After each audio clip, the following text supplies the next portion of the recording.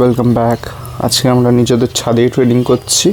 প্রথম 10 থেকে 15 minute dynamic stretching আর warm up করে শ্যাডো বক্সিং করছি আমরা 3 রাউন্ডস।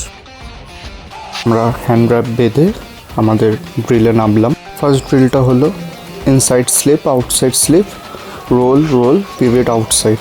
এটা নিজেদের মধ্যে প্র্যাকটিস করতে পারেন, শুধু পার্টনারকে বলবেন একটু আস্তে হাত চালাতে। আমার বন্ধুটা নতুন বলে ওকে আমার শেখাতে হচ্ছে, আর আমি খুব আস্তেও হাত চালাচ্ছি। তো নেক্সট কম্বিনেশনটা হলো jab, inside leg kick, jab, step back. এটা খুব একটা ভালো কম্বিনেশন। সব কটা কম্বিনেশন আমরা 3 রাউন্ডস করব।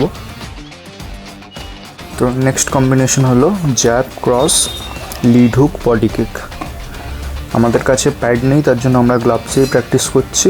চেষ্টা করবেন আস্তে করার, কারণ দেখতেই পাচ্ছেন এখানে কিক মারতে গিয়ে ওর মুখেই লেগে যেত, কারণ ও ভুল রেখেছিল হাতটা।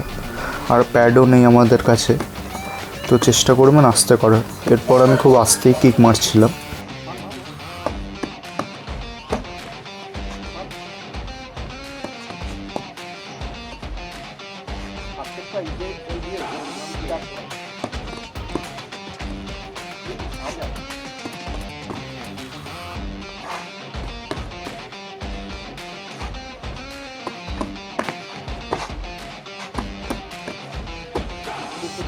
কম্বিনেশন হলো same jab, cross, hook.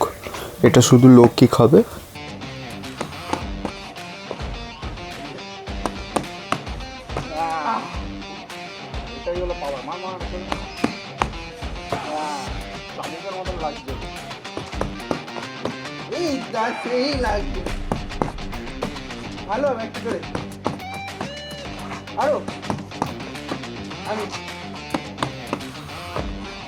Next কম্বিনেশনটা একটু কমপ্লিকেটেড, তাই শুধু এটা আমিই করলাম। এটা হলো jab, cross, switch kick, cross, lead hook, leg kick. সব কটা ড্রিল কমপ্লিট করার পর আমরা কটা রাউন্ড স্পারিং করলাম, খুবই লাইট স্পারিং। এখানে আমি হালকা রোটেশন দিয়ে কিক মারছি, কারণ ফুল রোটেশন দিয়ে মারলেই লেগে যাবে।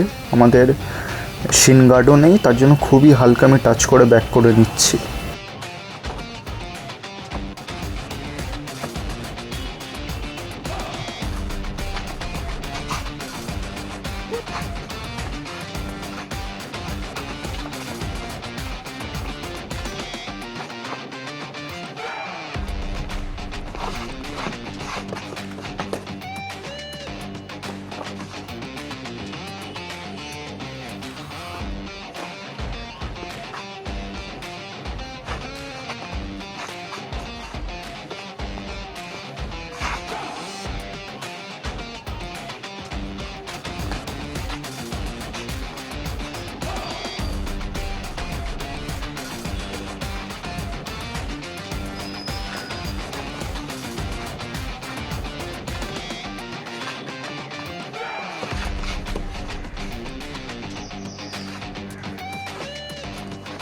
এখানে কিকটা একটু জোরে হয়ে গেল, কারণ কাউন্টার অ্যাটাক করতে গেলে একটু তো জোরে লাগবে, আস্তে তো করা যায় না।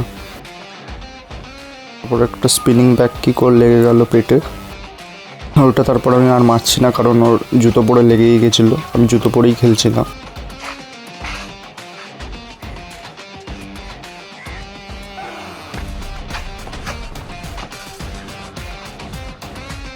তো এখানে আমার বন্ধুটা একটা জোরে আমাকে ওভারহ্যান্ড মেরে দিয়েছে, তো আমার নাকে ভালোই লেগেছিল।